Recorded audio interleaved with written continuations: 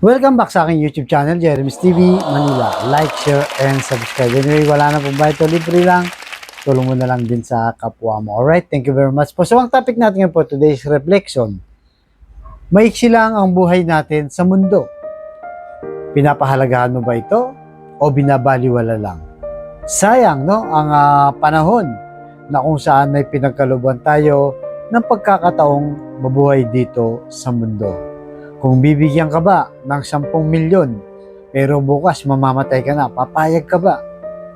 O kaya naman 100 milyon, bibigyan ka ngayon, pero bukas mamamatay ka na, papayag ka pa rin ba?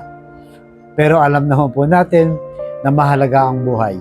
At siyempre, hindi mo yan kukunin, no? Kung kapalit naman ng yung buhay mo, parang binenta mo na ang buhay mo. So, ibig sabihin po niyan, araw-araw po, pagmulat pa lang ng mata mo, humihinga ka na, ay napakalaking biyaya na po. Dahil buhay ka pa, no? Binibigyan ka pa ng pagkakataon ng Diyos. So lahat tayo na magampanan pa yung tungkulin natin o mission natin. So sana lang po, no, wag nating sayangin ang ating buhay sa pang-araw-araw nating ginagawa. Lalo na kung halimbawa, no, may nangangailangan sa mga kamag-anak mo, tumulong ka na. O kaya naman, matagal ka nang may kaaway.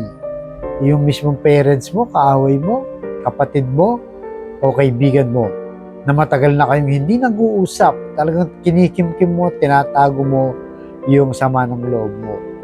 Bakit hindi ka pa ngayon magpatawad? O ikaw mismo ang nagkasala, bakit hindi ka pa humingi ng tawad?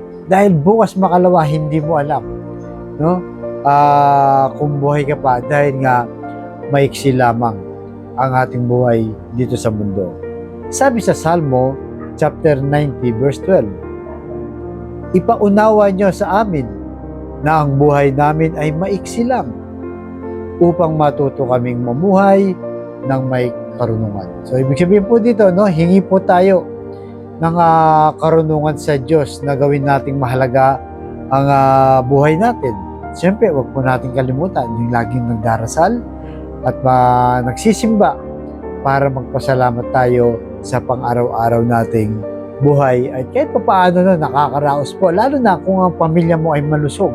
Walang may sakit, maayos ang lahat, hindi man ganun kayaman, pero nakakaraos kayo, ay malaking bagay na to. Kasi minsan po, no, dahil sa mundo natin ngayon, sobrang busy ng tao, baka naman yung pinagkakabalhan mo, no, puro ka trabaho, puro ka negosyo, wala namang masama, pero huwag mong kalimutan, siyempre, yung obligasyon mo sa pamilya mo. Lalo na po, no, sa panahon ngayon ng kampanya, baka mamaya yung mga nangangampanya dyan, no, kamay dito, halik dito, yakap doon, pero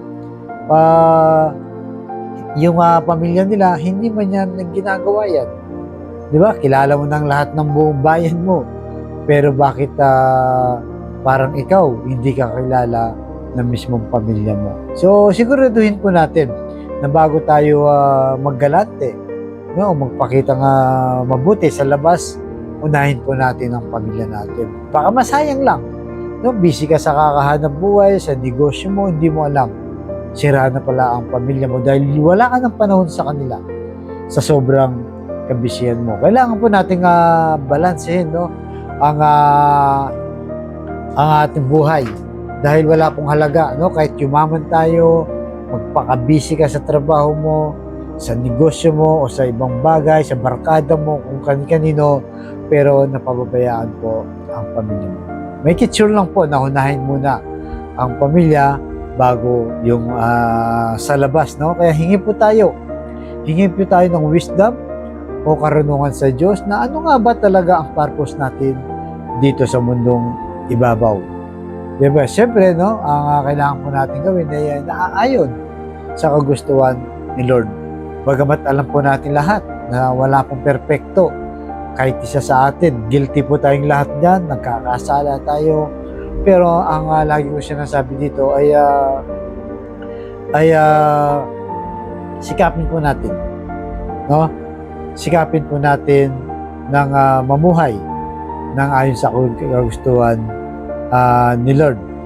No, kailangan po, dahil nga alam naman natin ang buhay natin, pwedeng umabot ka lang ng 50, 60, 70, o pinakamatagal na 90 o 100, bihira lang po yun. Kaya kumbaga, maiksi lang po talaga yung buhay natin. Kaya kung ikaw ay may kapangyarihan, no, lalo na sa mga politician ulit, ginagamit mo ang iyong posisyon, kapangyarihan o kayamanan sa masamang bagay, ay mag-isip-isip ka na. Dahil darating yung araw, iiwan mo lang din yan. Dahil nga, maiksi ang buhay. Kaya yan po ang dating ilagay, no, sa ating puso't isipan, na sana ay bigyan tayo ng karunungan ng Diyos para may katuparan natin, magampanan ang oportunidad na pinagkaloob sa atin ng Diyos dito sa mundo. Na sana huwag masayang, maging valuable o yung mahalaga, no, ang ating buhay para lang po sa Diyos at sa ating pamilya at sa ating mamamayan.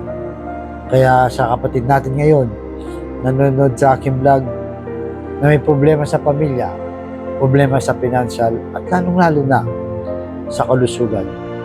Sabayin mo ko sa napakasimpleng dasal na kung kayo maniwala at magtiwala sa Diyos, lalong-lalo na kayo manampalataya, tsak yun pagkakaloob sa iyo.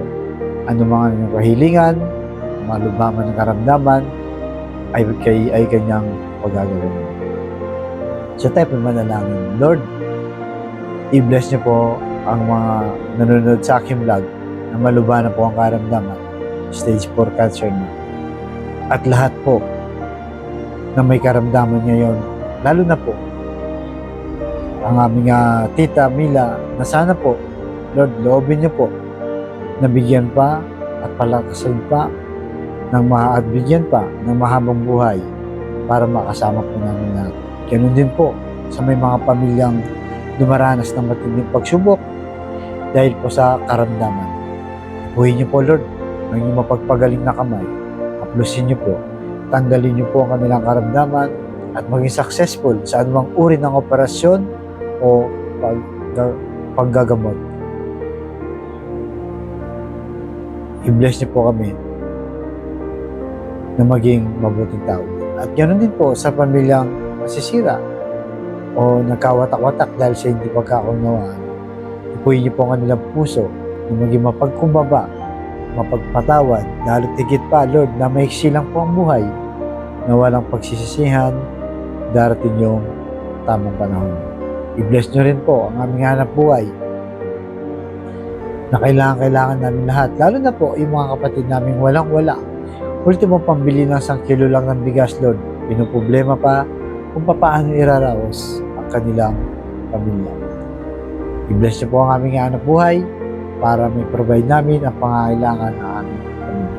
Patawarin niyo po kami sa aming mga kahinahan at kasalanan. Ang lahat na ito yung nilang namin sa matamis na pangalan ng ating Panginoong Jesus. Amen. To God all be the glory. Sa ngalan ng Ama, ng Anak, ng Jesus Espiritu Santo. Amen. Thank you very much po and God bless us all.